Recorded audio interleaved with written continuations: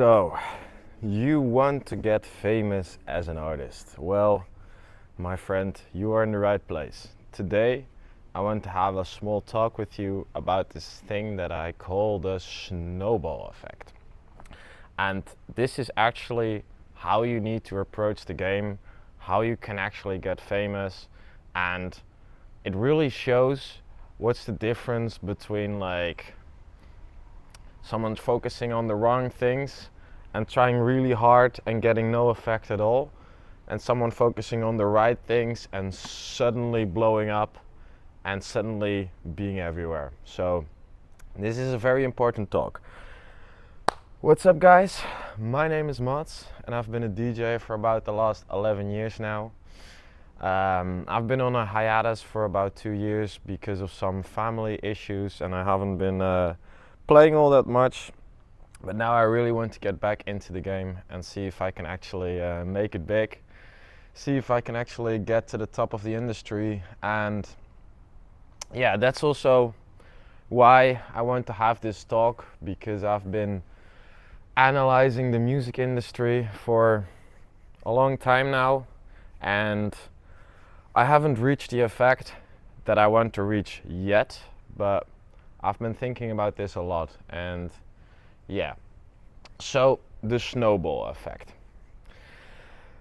How does this work in practice? Well, if you really want to get famous, the one thing that you really need to do is get fans, and that means the right fans, because there's just basically two ways that you can approach getting fans, and that's either through making music or that is through doing live performances.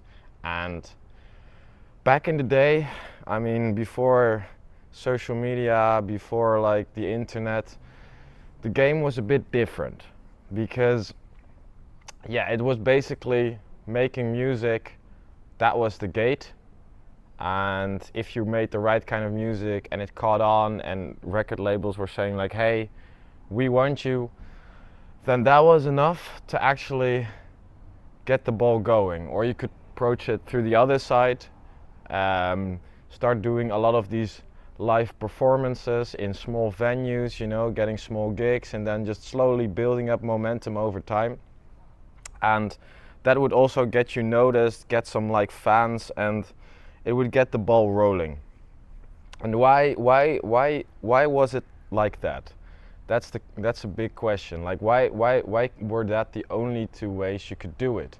Because you are an artist, of course. You are either a DJ, that's what I mostly focus on, and that's what I think my audience is mostly trying to do, but there's also different ways of being an artist. And for this video, it doesn't really matter like what kind of artist you are, but you have to be doing something with music. And like if you're trying to make these, for example, silly TikTok videos, then there's also different ways to approach that. If you're making a transition video as a DJ, it's not gonna get you the right kind of fans, because they're not appreciating you for the thing that you're trying to do, for actually being an artist. But if you're making a silly TikTok video about this really cool song that you made, then it's very different. It's very different. So you're trying to create a fan base, and that's basically how you get the ball rolling. Because when a snowball is like falling down from the mountain, you know, it starts to get bigger and bigger and bigger and bigger and bigger and bigger and bigger, and that is the effect that you want to create. And luckily, in the modern day, it's become really easy to do this. Well, really easy is maybe overstating it a little bit, but it's not as difficult as it was before. Back in the day, like say we're talking about the 50s until like the 80s or 90s, or even like the beginnings of the thousands, it was all about the gatekeepers, you know? Like either you had to convince a venue or a promoter that you could play some live gigs at some local events, or you had to convince your record labels or your record companies that you had the right kind of track that could make it big. And this meant that these gatekeepers, they were basically providing access to the whole industry, access to creating this fan base that you needed to actually make it big. And nowadays it's become a little bit different. You know, the internet and social media, it has really changed things. Not just in the way that the gatekeepers are now actually wanting to see you build an audience first before they're giving you access to the rest of the industry, but also in the way that it's just so much easier now to do it yourself. You don't even need these gatekeepers anymore to actually build an audience and build a fan base. But that's the one really important thing. You need to have a systematic approach to this whole thing. Because if you don't approach it in the right way, you could be trying very hard, putting in a lot of effort for years on end, and there's nothing happening at all. But if you approach it in the right way, suddenly like you get the snowball rolling, and in the beginning it might not feel like a lot is happening, but slowly it's gaining momentum and getting bigger and bigger and bigger until suddenly you blow up. And that is the effect that you really need as an artist if you actually want to make it big. So how do you do this? How do you actually gain the right fans? How do you start to create this fan base? Well, like I said in the beginning, there's basically two ways to approach it. Creating music or creating live performances. And while I believe that creating live performances is actually the better way to go, most of the industry is still focused on making the music. And especially, I've talked about this in a previous video as well, with the future of the music industry, but essentially the basics are like this. Because of the rise of AI, because of the complete dominance of platforms like Spotify, and they're trying to eat into the pie of money to keep more of that for themselves, it's become more and more and more competitive. It's become more and more difficult for you as an artist to create a fan base through your music. That's just the way it is.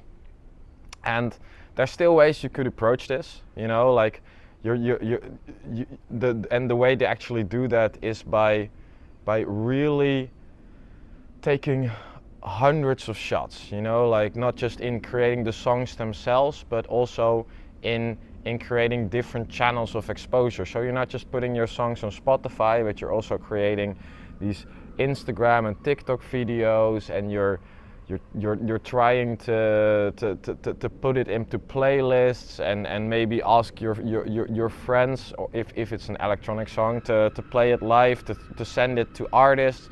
And that is basically how you get the ball rolling with the music production side of it.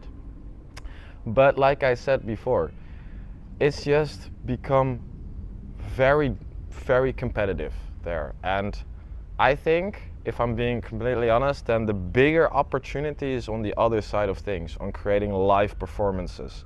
And with this, I don't necessarily mean playing live, as in playing in front of a crowd. Although if you can do that, then you should really go for that. But because that's like the best way to create authentic fans. If they're seeing you live and they really like your stuff, then they'll be following you. But where I think the biggest opportunity for you as an artist is creating live performances for a platform like YouTube. And you can do this as a DJ, you can do this also as a band or as a singer. Just it's very simple. The essentials are like creating very high quality, very high production level films. Like, you need to approach it like a movie. It needs to be interesting. That's how you differentiate. For example, if I go back to how to do this as a DJ, then you need to create these really amazing hour-long DJ mixes of you playing live at some interesting place And with interesting place, I mean a place that gives you the right kind of visuals that not just only match the vibe of your music, but also create a visually stimulating environment so that you can keep your audience like captivated by not just your music, but also the surroundings and the performance you're giving. And if you do this in the right way, creating these live performances and making them very high production quality, it somehow becomes so much easier to get the right audience. And that's the beauty of something like YouTube. If they're watching you for like an hour long, then they're actually, hey Hans, hi. Nice to see you. Then they're actually like watching you for an hour long, then that means that they've really invested in you as a DJ, as an artist, and that's just the way to do it. So why is this different from all the other approaches? Because it's a very scalable thing, and that's basically the beauty of it. Like, I see a lot of these big artists, they're putting out their live performances on YouTube as well, but the thing is that a platform like YouTube, the way to approach it is to do like a lot of different consistent videos. And if you create the really high production quality videos, then you're definitely differentiating from all the other wannabe artists. And if you do that consistently, say like post one of these live performances every month, then I assure you, if you keep doing this for 1 or 2 years, you will blow up.